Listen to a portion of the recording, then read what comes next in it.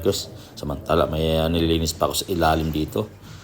Ayan, kukuha muna ako ng plastic. Dahil itong ampalaya pala nabili ko mga bikers ay nasira na ito. Kita nyo, ito tatapon ko na lang ito mga bikers dahil sira na nga. Dahil dapat na pagbili nito niluto na kaagad. So yun, tuloy tayo sa mga bikers ng dahon dito ng saluyot. Dahil itong saluyot mga bikers ay lagyan natin ito ng kunting bagoong mga bikers. Ito na natin itong dahon ng saluyot.